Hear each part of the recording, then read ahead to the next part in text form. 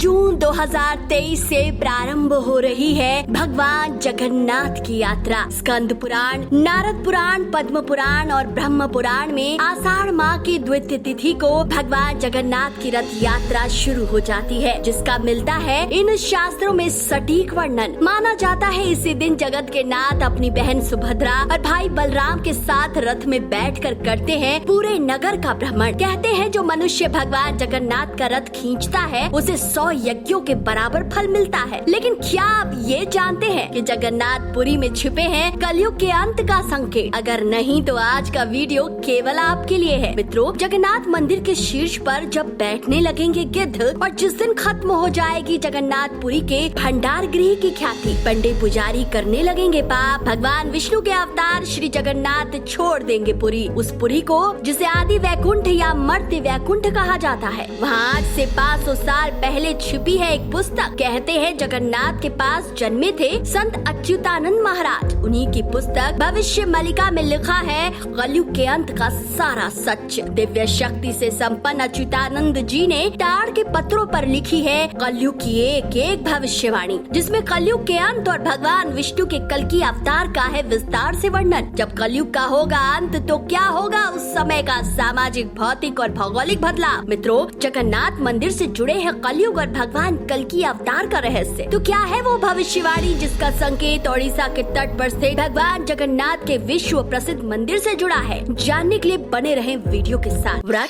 उपवास और रहस्यमय कथाएं सुनने के लिए अभी त्रिलोक को सब्सक्राइब कर ले, ताकि धर्म और आपके जीवन से जुड़ी जानकारी आपको मिलती रहे। मित्रों, 5000 वर्ष कलयुग के बीतते ही भगवान की इच्छा अनुसार श्री जगन्नाथ जी नीलांचल क्षेत्र से देंगे विभिन्न संकेत। उल्लेख मिलता है कि जगन्नाथ क्षेत्र में महाराजा इंद्रद्युम्न की परंपरा के अनुसार अलग अलग समय में होंगे अलग अलग प्रभारी। लेकिन जब चौथे राजा दिव्य सिंह देव संभालेंगे राजाओं के प्रतिनिधि के रूप में कार्यभार, तब तक बीत चुके होंगे कलयुग के 5000 साल। महात्मा अच्युतानंद ने भविष्य मालिका में साफ साफ कहा है, जैसे ही श्री क्षेत्र के राजा चौथे दिव्य सिंह देव सत्ता में होंगे उसी दिन से शुरू हो जाएगा कलयुग का अंत और प्रारंभ होगा सतयुग। भगवान जगन्नाथ करेंगे कल्कि का अवतार ग्रहण, मानव शरीर धारण करके किसी ब्राह्मण के घर लेंगे शिशु के रूप में जन्म और कल्कि रूप में करेंगे एक बार पुनः धर्म की स्थापना। सूरज पश्चिम दिशा से हो सकता है उदित, पर्वत के शिखर पर खिल सकता है कमल पुष्प, लेकिन अच्युतानंद द्वारा लिखी भविष्य मलिका में लिखी वाणी नहीं हो सकती असत्य। महापुरुष श्री जगन्नाथ दास जी ने भी लिखा है कि जगन्नाथ क्षेत्र के पहले राजा श्री पुरुषोत्तम देव होंगे और कुल 19 राजा मंदिर के शासन के लिए उत्तरदायी रहेंगे। आज वर्तमान में भविष्य मालिका की बात 100% सत्य हो रही है। 19वें राजा के रूप में श्री दिव्य सिंह देव चतुर्थ इस दायित्व का कर रहे हैं निर्वहन, लेकिन नहीं होगा उनका कोई पुत्र। श्री जगन्नाथ के क्षेत्र पर ध्यान केंद्रित करते हुए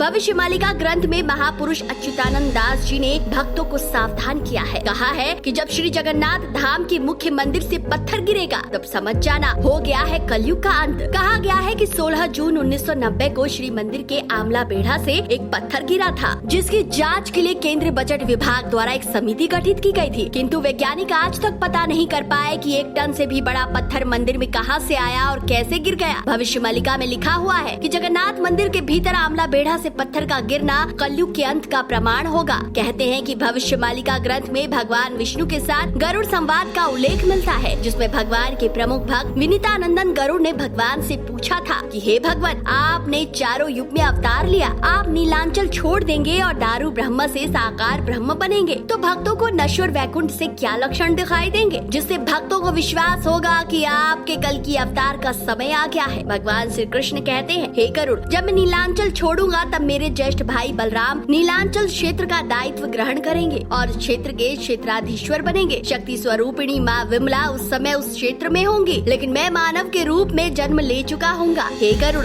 जब श्री जगन्नाथ जी के मुख्य मंदिर में चूने का जो लेप है उससे कुछ कुछ चूना जब निकल आएगा, श्री जगन्नाथ मंदिर के शिखर पर लगा नील चक्र थोड़ा टेढ़ा हो जाएगा, तब समझ लेना भारत की आर्थिक स्थिति अच्छी नहीं होगी। कहते हैं ऐसा हो भी चुका है। तब देश के प्रधानमंत्री डॉक्टर चंद्रशेखर थे। उस समय जगन्नाथ मंदिर से चूने का लेप झड़ गया था। उस समय के प्रधानमंत्री ने रखा था 3000 टन सोना गिरवी। आज से 600 वर्ष पूर्व महापुरुष अच्युतानंद जी ने की थी इसकी भविष्यवाणी। जगन्नाथ मंदिर से चूना निकलते ही छा गया था भारत पर संकट। कहते हैं एक दिन ऐसा भी आएगा जब सूर्य पुत्र अरुण अरुण स्तंभ के ऊपर बाज पक्षी या गिद्ध बैठ जाएंगे। तो शास्त्रीय परंपरा के अनुसार यदि किसी घर पर गिद्ध पक्षी का बैठना घर में रहने वाले लोगों के लिए लाता है प्रलय। ये संपूर्ण विश्व के मनुष्य के लिए बढ़ाएगा मुसीबत। इसे कलयुग के अंत और धर्म की स्थापना का पहला संकेत मानना। भगवान कल्कि ने गरुड़ से कहा कि हे गरुड़, मैं आपको वहीं मिलूंगा जहाँ ब्रह्मा जी का शुभ स्तंभ है, जिसे पृथ्वी का भी